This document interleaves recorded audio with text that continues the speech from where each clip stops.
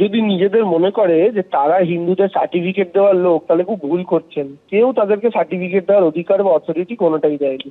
দুঃখের বিষয় হচ্ছে হিন্দুদের আস্থা এতটা দুর্বল কিংবা এতটা ঠুনকো নয় যে স্টেজে ধর্ষণে অভিযুক্ত একজন বসে থাকবে, তিনি শুধুমাত্র গেরুয়া বস্ত্র পরে রয়েছেন বলে হিন্দুরা তার পাতায় পায়ে মাথা নত করে প্রণাম করবে।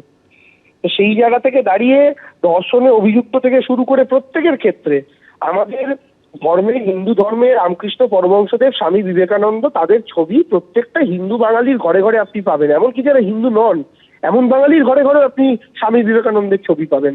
আর সেই জায়গা থেকে বিজেপির কাছে আইডল আজকে কারা? কার্তিক মহারাজের মতো ধর্ষণে অভিযুক্ত লোক। বিজেপির কাছে আজকে আইডল কারা? আশারাম বাপুর মতো ধর্ষণে অভিযুক্ত লোক, নরেন্দ্র মোদী যাদের সঙ্গে স্টেজে উঠে নাচতে দেখা গেছে। বিজেপির কাছে আজকে আদর্শ কারা? বাবা রামদেবের মতো ধর্ষণে অভিযুক্ত লোক, হরিয়ানাতে ভোটের আগে যাদেরকে প্যানেলে বারবার মুক্তি দেওয়া হয় দোষী সাব্যস্ত হওয়ার পরেও।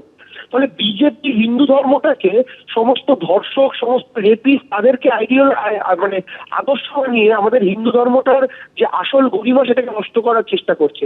পশ্চিমবাংলা বিভাজনের শিকার হয়েছে হিন্দু মুসলমানের নেতৃত্বে। হিন্দু সমাজ সংগঠিত ছিল না, তাই বিভাজনের বলি হয়েছি আমরা। লক্ষ লক্ষ মানুষ এখনও দাস জীবন যাপন করছে। বাংলাদেশে আমাদের ভাইরা অত্যাচারিত হচ্ছেন, মঠ মন্দির ধ্বংস করে মা বোনের ইজ্জত নষ্ট হচ্ছে। পশ্চিমবাংলায় সেই ঘটনা না হোক, সেই জন্য এখানে হিন্দু জাগরণের দায়িত্ব নিচ্ছেন সন্তরা। তারা আমাদের আদেশ করেছেন, আসুন লক্ষ লক্ষ সংখ্যায় গীতা পাঠ করে হিন্দুকে সংগঠিত করি, যাতে দ্বিতীয়বার বিভাজন না হয়, হিন্দুকে পরাধীন না হতে হয়। হিন্দু রাষ্ট্র ভারতবর্ষে মাথা উঁচু করে বাঁচবে এখানে, যেখানে 10 বার ভগবান জন্মেছেন। শ্রীকৃষ্ণের গীতার গুঁজ এখানে চলবে, সেই জন্য গীতা পাঠের আয়োজন। তোদের করতে না কে বলেছে? কর, দম থাকলে আমরা করব। রাম মন্দির করেছি, কৃষ্ণ মন্দির করে, এটাও করব। এই গীতা পাঠের অনুষ্ঠান সকল হিন্দুদের একত্রিত হওয়ার একটি অনুষ্ঠানে পরিণত হয়েছে। এবং বাংলার যা বর্তমান পরিস্থিতি, এই পরিস্থিতিতে হিন্দু ধর্ম সংস্কৃতি যদি রক্ষা করতে হয়, যার জন্য পশ্চিমবঙ্গ তৈরি হয়েছিল, হিন্দুদের জন্যই তো পশ্চিমবঙ্গ তৈরি হয়েছিল, তাহলে পশ্চিমবঙ্গ তৈরি হওয়ার তো কোনো দরকার ছিল না, পুরোটাই পূর্ব পাকিস্তানে চলে যেত জিন্না এবং সোহরাওয়ার্দীর দাবি অনুসারে।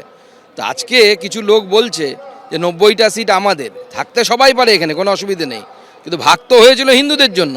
আজকে হিন্দুরাই যদি এখানে পরবাসী হয়ে যায়, তাহলে তো চিন্তার বিষয়। নির্বাচনের সাথে গীতা পাঠের কোনো সম্পর্ক আছে বলে আমার মনে হয় না। যে যত গীতা প্রেমীরা আছেন, এত বড় মহাসম্মেলন 5 লক্ষ কণ্ঠে গীতা পাঠের যারা আয়োজক, আমি তাদের সাধুবাদ জানাই অন্তরের অন্তঃস্থল থেকে। আমি এসেছি মাহেশ জগন্নাথ মন্দিরের সম্পাদক হিসেবে, আমাকে মূল মঞ্চে আমন্ত্রণ জানানো হয়েছে আজকে। এবং এসে সত্যি যারা যারা আজকে এসেছেন, তো আজকে দেখছি লক্ষ লক্ষ ভক্ত। তো আজকের দিনে আমি বার্তা দিতে চাই, যেমন চৈতন্য মহাপ্রভুর আদর্শে আমরা অনুপ্রাণিত, এবং আগামী 31শে জানুয়ারিও আগের বারেও আমি একটা গীতা পাঠের আয়োজন করেছিলাম মাহেশের জগন্নাথ মন্দিরে। তো এবছরও আগামী 31শে জানুয়ারি আমাদের বিশাল বড় হরিনাম মহাসম্মেলন হবে, তৎসহ আমাদের অজস্র কণ্ঠে গীতা পাঠেরও আয়োজন থাকছে। এবিপি আনন্দ, এগিয়ে থাকে, এগিয়ে রাখে।